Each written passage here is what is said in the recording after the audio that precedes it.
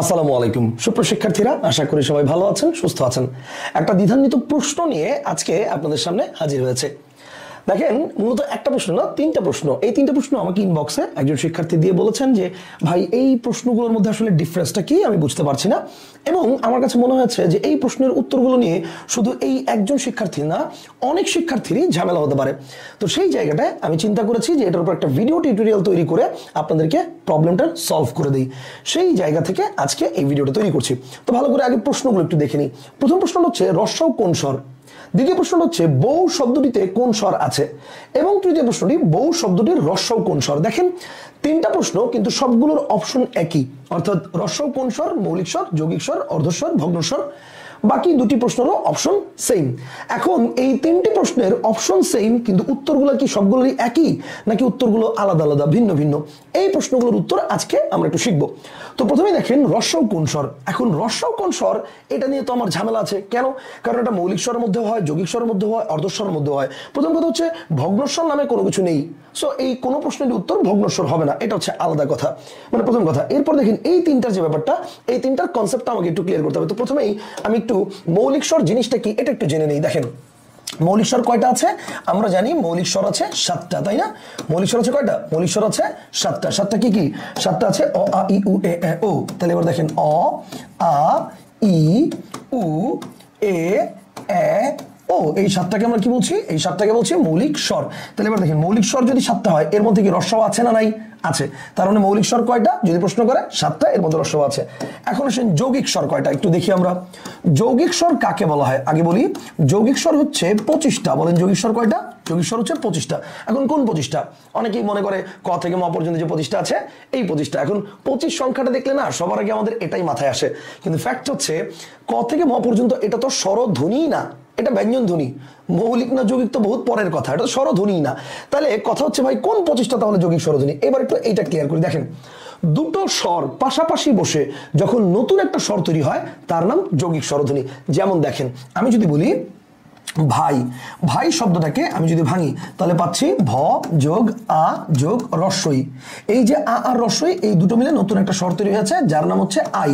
এটা একটা যৌগিক স্বরধ্বনি। এখন এই আই স্বরধ্বনি দিয়ে কি হতে পারে? খাই, যাই, ঘুমাই, পড়াই, লেখাই, দেখাই, শোয়াই, ঘুরাই ইত্যাদি, এগুলো হচ্ছে আই।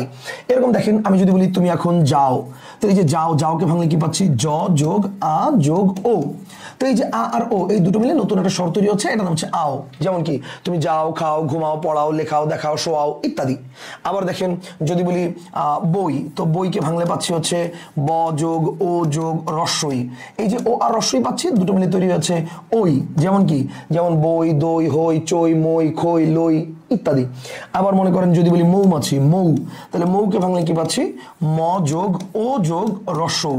তাহলে এই যে ও আর রস্বউ দুটো মিলে তৈরি হচ্ছে ঔ। এটা দিয়ে কি হতে পারে? যেমন মৌ, বউ, দৌ, চৌ।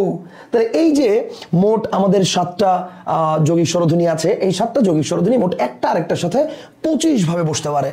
এইটাকে বলা হচ্ছে যৌগিক স্বরধ্বনি। কনসেপ্টটা কি ক্লিয়ার? এখন কথা হচ্ছে ভাই, আমার কি এগুলো মুখস্থ করা লাগবে? উত্তর হচ্ছে না, এগুলো মুখস্থ করার কোনো প্রয়োজন নাই।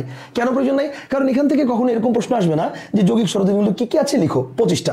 আপনার প্রশ্ন আসতে পারে নিচের কোনটি যৌগিক স্বরধ্বনি বা নিচের কোনটি যৌগিক স্বরধ্বনি নয়। তো ওইটা কিন্তু আপনি সহজেই বের করতে পারবেন। ধরেন আমি আপনাকে একটা প্রশ্ন করলাম যে নিচের কোনটি যৌগিক স্বরধ্বনি, নিচের কোনটি যৌগিক স্বরধ্বনি, এটা ধরেন প্রশ্ন করলাম যৌগিক স্বরধ্বনি। Okay fine. এখন আপনার অপশন দিলাম এরকম স্বরেও, ক, আও বা এ। এবার আপনি বলেন কোনটা উত্তর। তো আপনি বুঝতেই পারতেছেন যেটার মধ্যে দুইটা স্বর আছে সেটাই যৌগিক স্বর, সিম্পল। যেটার মধ্যে দুইটা স্বর আছে যেটাই যৌগিক স্বর, তো এটা তো আপনার মুখস্থ করার কিছু নাই। কথা কি বুঝছেন না? বুঝেন নাই? হ্যাঁ, অনেক সময় অপশন বেসিসে আপনাকে একটু মাথা খাটাতে হবে, এটাও সত্য। যেমন মনে করেন, ধরেন প্রশ্নগুলো অপশনগুলো যদি এরকম হয় যে স্বরেও, ক, ওই কোনোটি নয়, ওই কোনোটি নয়। এই ক্ষেত্রে আবার অনেকেই চিন্তা করতে পারে ভাই এখানে তো কোনোটি নয় উত্তর হবে। কেন কোনোটি নয় উত্তর হবে? কারণ হচ্ছে এখানে তো আমার যৌগিক দুইটা স্বর পাশাপাশি আছে, এরকম কোনোটার মধ্যে আমরা দেখতে পাচ্ছি না। উত্তর হচ্ছে না, এক্ষেত্রে উত্তর হবে হচ্ছে ওই। কেন? কারণ খেয়াল করে দেখেন, এই যে ও আর রস্বই, এটাকে কিন্তু আমরা চাইলে এভাবে লিখতে পারি। আমরা চাইলে ও আর রস্বই এটাকে এভাবে লিখতে পারি, অর্থাৎ এটার এরকম একটা রূপও আমরা দেখতে পাই। তো সেই জায়গা থেকে আমরা কিন্তু বুঝতেই পারতেছি যে এই ওই, এটার মধ্যে দুইটা স্বর আছে। কনসেপ্টটা কি ক্লিয়ার? তো আশা করি এটা বুঝতে পারছেন। তো এই জন্যই বলছি এটা অপশনের উপর বেস করে অনেক সময় আপনাকে একটু মাথা খাটাতে হতে পারে, তবে জিনিসটা খুব ইজি, এটা খুব কঠিন কিছু না, এই জন্য এটা মুখস্থ করার কিছু নেই। কথা কি ক্লিয়ার? বোঝার বিষয়, দুইটা স্বর পাশাপাশি বসে নতুন একটা স্বর তৈরি করলে তার নাম যৌগিক স্বরধ্বনি।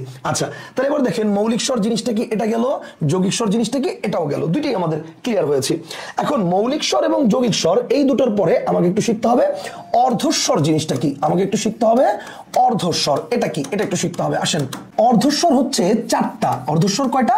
চারটা। চারটা কি কি দেখেন, চারটা হচ্ছে রস্বই, রস্বউ, এ এবং ও, এই চারটাকে বলা হচ্ছে অর্ধস্বর। তবে মাথায় রাখতে হবে যদি অর্ধস্বর বলে তখন অবশ্যই এই চারটা নিচে একটা কি আছে, হসন্ত আছে, মানে এই চারটা পরিপূর্ণভাবে উচ্চারিত হবে না, এদের অর্ধেক উচ্চারিত হচ্ছে, এরকম কিছু বোঝাবে। এখন স্বরের আবার অর্ধেক কিভাবে উচ্চারিত হয় এই জিনিসটা একটু ক্লিয়ার করি।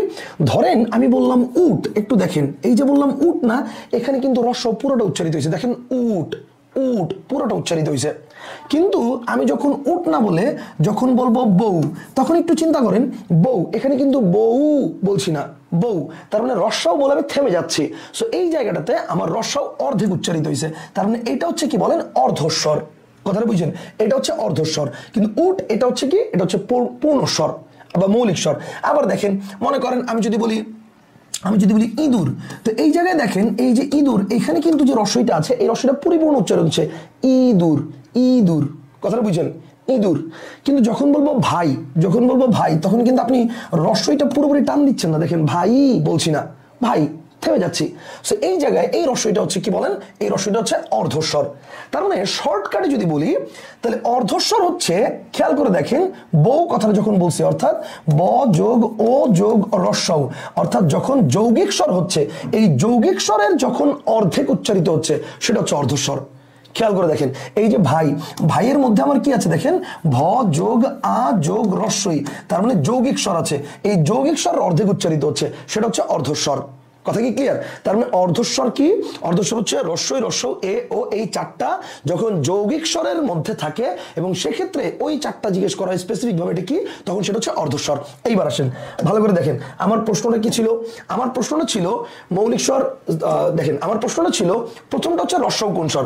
এখন রস্বউ কোন স্বর, রস্বউ তো আমার মৌলিক স্বরের মধ্যেও আছে, আবার এটা আমার এই যে যৌগিক স্বরের মধ্যেও আছে, যৌগিক স্বরের মধ্যেও আছে, আবার এটা আমার অর্ধস্বরের মধ্যেও আছে, দুই জায়গা তিন জায়গাতেই আছে। এখন আমি এটাকে কোনটা বলবো? ওকে, যখন প্রশ্ন করবে যে রস্বউ কোন স্বর, তখন বেস্ট অ্যান্সার হবে এটা হচ্ছে মৌলিক স্বর, এইটা, অর্থাৎ এটা হচ্ছে 1 নম্বর প্রশ্নের উত্তর।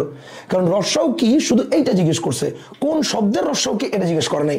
এইবার আসেন বউ শব্দটিতে কোন স্বর আছে, তো বউ শব্দটাতে কি কি আছে দেখেন, বউ শব্দটাতে ব আছে, ও আছে, রস্বউ আছে, তাহলে এখানে কিন্তু শুধু রস্বউকে এটা জিজ্ঞেস করেনি, বলছে বউ শব্দটাতে কোন স্বর আছে, তো ও আর রস্বউ দুটো মিলে তৈরি হচ্ছে ও, এইটা পুরোটাই আছে। সুতরাং বউ শব্দটাতে কোন স্বর আছে বললে কারেক্ট আনসার হবে হচ্ছে যৌগিক স্বর।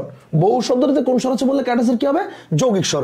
আর এরপরটা বলছে বউ শব্দটির রস্বউ কোন স্বর, তার মানে পুরোপুরি জানতে চায় নাই যে বউ শব্দটাতে কোন স্বর আছে, বউ শব্দটা শুধু রস্বউটা কোন স্বর এটা জানতে চাইছে। তার মানে দেখেন দুইটা স্বর মিলে একটা স্বর হয়েছিল যৌগিক স্বর, কিন্তু দুইটা স্বরের অর্ধেক জানতে চাইছে, তার মানে কি অর্ধস্বর। তার মানে এই যে বললাম বউ শব্দটির রস্বউ কোন স্বর, কারেক্ট আনসার হচ্ছে অর্ধস্বর। এবার বলেন জিনিসটা কি ক্লিয়ার হয়েছেন? তাহলে যখন বলবে রস্বউ কোন স্বর, তখন অপশনে যাই থাক, কারেক্ট আনসার হবে মৌলিক স্বর। যখন বলবে বউ শব্দটির রস্বউ কোন স্বর, তখন বউ শব্দটিতে কোন স্বর আছে, তখন বউ শব্দটিতে দুইটাই আছে স্বর, ও আছে রস্বউ আছে, দুইটাই আছে, সো তখন সেটা হচ্ছে যৌগিক স্বর। আর বউ শব্দটির রস্বউ কোন স্বর শুধু এইটুকু যখন জানতে চাইবে তখন সেটা হচ্ছে অর্ধস্বর। ক্লিয়ার জিনিসটা? আশা করি আপনারা বুঝতে পেরেছেন। এরকম ভাবে আপনাদের যদি কোনো প্রশ্ন নিয়ে দ্বিধা থাকে তাহলে কমেন্টে জানাতে পারেন, আর আমাদের ভিডিওগুলো কেমন লাগছে সেটাও আমাদেরকে জানাতে পারেন। আপনাদের এরকম দ্বিধান্বিত প্রশ্ন নিয়ে ধারাবাহিকভাবে আমরা চেষ্টা করব আপনাদের উত্তরগুলো সামনে ভিডিও করে দিয়ে দেওয়ার জন্য। তাহলে আজকের মতো ইতি, সবাই ভালো থাকবেন, দেখা হবে নতুন ভিডিওতে। সাউন্স বাংলা বা সাউন্স স্যার পেজের সাথে থাকার জন্য আপনাদের সকলকে ধন্যবাদ। সো এইরকম ভাবে ব্যাকরণ যদি শিখতে চান তাহলে একদম ডিটেলস থেকে বেসিক ক্লিয়ার করে করে শেখার চেষ্টা করেন। ঠাডা বা গদবাদা মুখস্থ করে আসলে ব্যাকরণ শেখা যায় না, ঠিক আছে? সো সেখানে কোশ্চেন একটু ঘুরিয়ে দিলে আপনি আটকে যাবেন। যেমন এই কোশ্চেনটা যতভাবে ঘোরানো যায় আমি সবভাবে আপনাকে দেখিয়েছি। আশা করি এখন এই ধরনের প্রশ্ন নিয়ে আপনার প্রবলেম হবে না। দেখা হবে নতুন ভিডিওতে। আল্লাহ হাফেজ, আসসালামু আলাইকুম।